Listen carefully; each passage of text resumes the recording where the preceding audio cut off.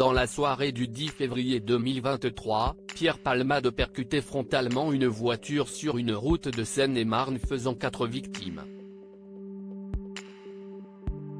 5 mois plus tard, Yüksel Yakut, le conducteur victime de l'accident témoigne pour donner des nouvelles de son fils de 6 ans, grièvement blessé.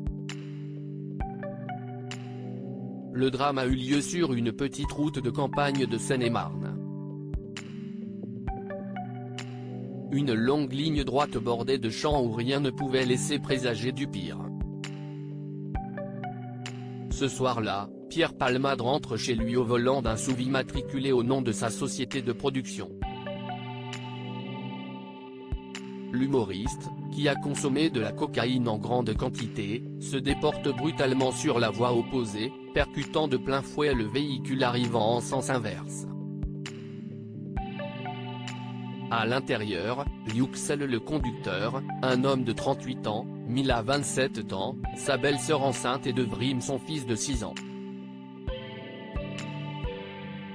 Tous sont extraits de la carcasse grièvement blessée.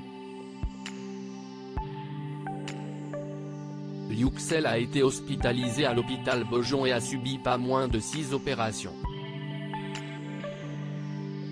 Aujourd'hui encore, l'homme souffre d'une très grande diminution de ses capacités physiques.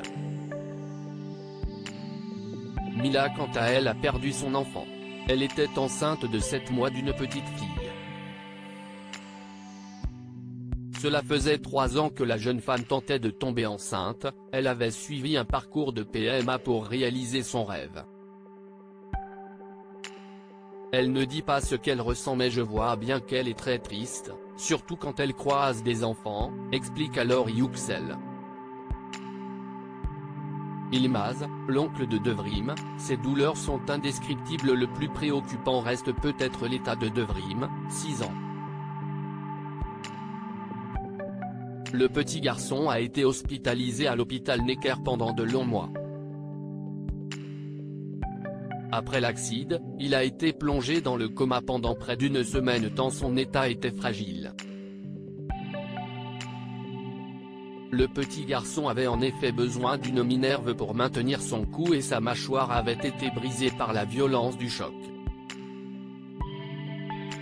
À son réveil, Devrim, le visage perclus de points de suture, n'a pas décroché un seul mot, visiblement traumatisé par l'événement tragique qui s'était déroulé. Si est son oncle, Ilmaz qui a le premier donné des nouvelles de l'enfant, je lui parlais, il n'a jamais répondu à mes questions. Vous n'avez pas vu mon neveu, moi, je l'ai vu. Ses douleurs sont indescriptibles. L'avocat de la famille, Mourad Batik, expliquait que l'enfant serait défiguré suite à l'accident. Pour lui, ce sera un très long processus de reconstruction, que ce soit au niveau physique ou psychologique. Son père Yüksel brise le silence, ses traces, ça va le marquer à vie. 5 mois plus tard, Yüksel, à peine remis sur pied, a accepté de donner des nouvelles de son fils Devrim dans un entretien accordé à BFM Télévision ce mercredi 12 juillet.